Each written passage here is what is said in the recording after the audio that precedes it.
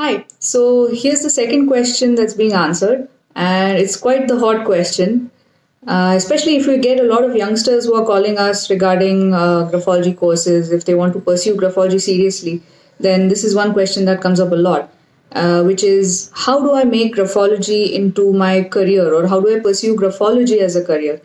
And this becomes quite tricky to answer because well, first of all, not everybody knows exactly what that even looks like, right? So let me just start out by laying the landscape for you. What does a professional graphologist do?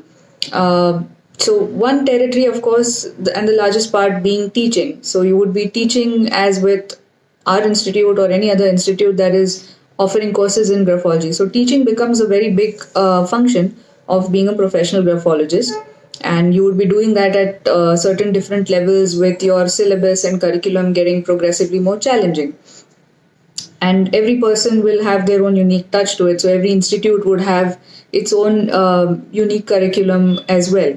So first function being teaching, then comes consultancy. Now what would exactly come under consultancy? See, that could range from, let's say, getting clients who want to get their logos designed and they want somebody to give them a second opinion or a third opinion even on the kind of design samples that they have, and you want to use graphology to work around with the shapes and the font and the color scheme and everything connected to that. So quite simply put, it is using the same kind of psychology that is used in consumer psychology, or just the kind of psychology anybody would use when they're designing a product like a shampoo bottle, for example, right? A certain kind of shape and a certain kind of color scheme is a lot more attractive to some people or to a target audience. So depending on what kind of company it is, or what kind of business the company is into, the graphologist has to study the entire territory, the background, and work with the client on understanding what their goals are and what their objectives are, and then accordingly help them come up with the best possible logo for their company. So it can be logo design, or it could even be something like an espionage case, or it could be forgery cases. And that's where it gets quite tricky, because when we say forgery, then it can also go into the forensic element of something. And forensic handwriting analysis is a whole other specialization within handwriting analysis, right? Because that would involve document examination, which is not just strictly about looking at the handwriting. It is also looking at the quality of paper and what kind of instruments were used to do the writing, and timelines, and the kind of impact the climate and weather may have had on the paper that was written. Many elements involved in there, which also involves certain kind of equipment, in fact.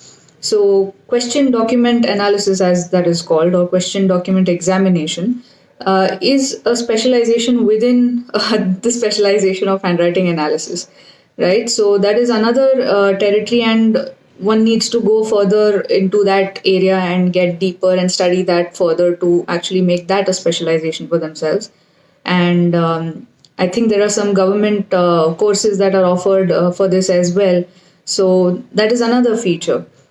So consultancy can be wide ranging, and you can apply it anyhow that suits your profession. So no matter which profession you are in, you can blend in graphology as a value added skill for yourself without making it your core profession itself. But if somebody wants to make a core profession out of graphology, then that becomes all the more difficult, because first of all, this profession is based on word of mouth and network. So which basically means that you would need to have done a lot of work in the field over a span of at least 9 or 10 years for people to know you as a graphologist, for people to have heard your name as a graphologist, and to make your presence felt out there. So word of mouth is very integral for this profession, because it's kind of like psychology, right? I mean, if you want to go for a psychologist and you want to go in for a therapy session, very few people end up Googling that. You generally ask someone, for a recommendation or for a suggestion, and that's how word of mouth operates. So it's the same kind of logic for graphology as well. It works on word of mouth and network. So you need to have been around for a long enough period, just working on the subject, which comes to the most important part of answering the question, that graphology and one's ability to make it into a profession quite simply would boil down to the sheer skill level and competency of the person. And I would want to rely on the famous 10,000 hour rule to answer this question.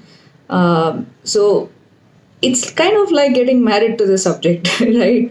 For the long term. So you want to kind of explore and investigate the subject and do a lot of research, because there is so much to learn. One can never know everything about any subject, and there's always so much to learn from each other while keeping it academic and scientific, if I might say so. So there's a lot of ground to be covered and a lot of research that still needs to be done. So you would need to spend a long period of time, first of all, studying the subject and getting trained in the subject. And training is a very big part of learning graphology, because a lot of people try to learn it, through books, and it's very difficult to do that, because it's like trying to learn how to drive a car by using a book or a manual, and it's quite impossible to do, because graphology is an applied skill. It's an applied subject, an applied psychology subject, which means you'll have to learn it by doing it.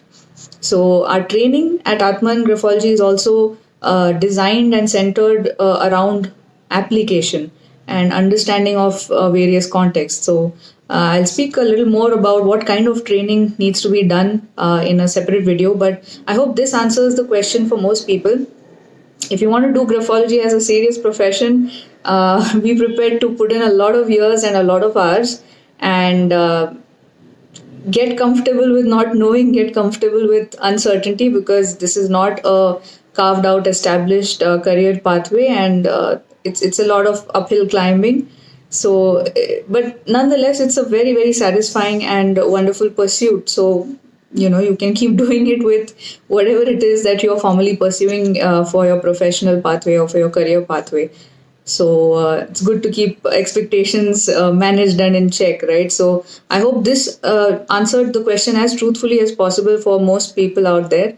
And for more details on AatmanGraphology, follow us on Instagram and Facebook. And you can also look up our website. It's www.atmangraphology.com. And until the next question, I'll see you guys soon. Bye.